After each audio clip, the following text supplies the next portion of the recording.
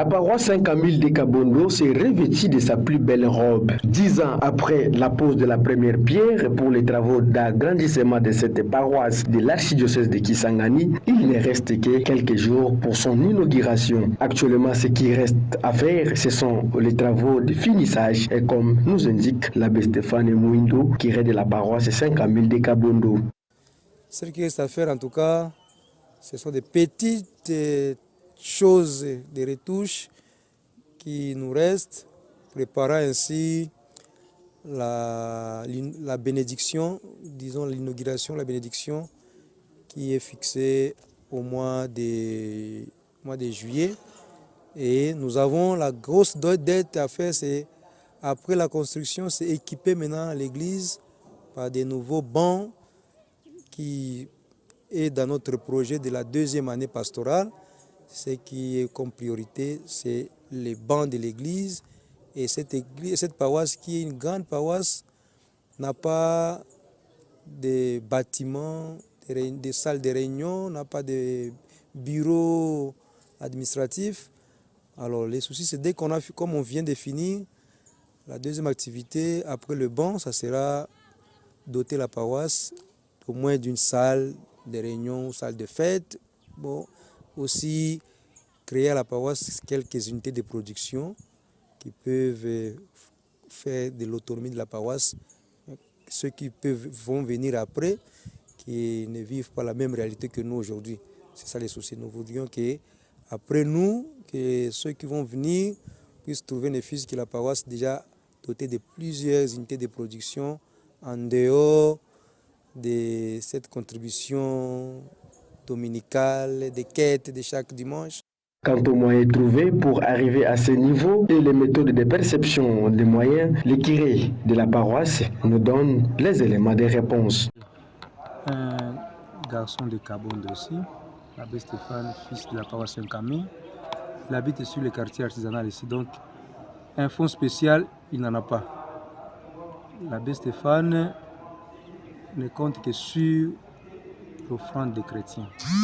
Et tout ce qui s'est réalisé, c'est seulement la contribution des chrétiens que nous organisons et nous sensibilisons à tout moment, et le fruit est là. Ce n'est pas un fonds spécial, c'est les fonds propres, viennent des poches des chrétiens qui donnent 1000 francs, qui donnent 50 000, qui donnent 20 000, et en mettant ensemble, le fruit est visible et palpable. Tout le monde voit comment l'église commence à rayonner, parce que ce n'est pas encore arrivé à la fête. Et je crois que ça brillera davantage, parce que ce que nous avons fait maintenant, c'est juste pour préparer les festivités pascales. Nous attendons encore faire mieux pour l'inauguration de l'église qui pointe déjà à l'horizon. Bon, il n'y a pas de magie, seulement ça dépend de chacun, ça dépend de la manière de faire de chacun. Nous avons opté pour une autre politique, c'est de demander aux chrétiens de se regrouper et de contribuer par groupe et structure paroissiale, et de ne faire qu'une seule fois le mois, à la fin du mois, on fait une contribution consistante et ça nous permet d'évoluer vite avec les travaux, et les travaux sont visibles quand on a assez de moyens.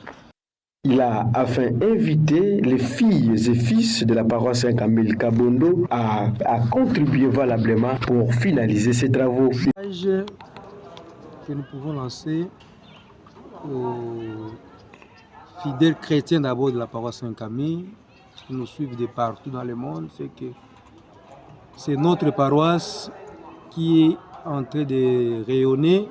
C'est toujours la même paroisse Saint-Camille que vous connaissez, mais qui a encore besoin de votre soutien. Vous avez déjà fait beaucoup.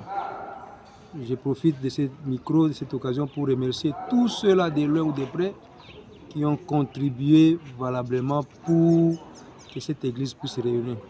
Ce n'est pas le fonds de quelqu'un, mais c'est chaque chrétien partout où il se trouve. Il a mis quelque chose pour que l'église puisse devenir ce qu'elle est aujourd'hui.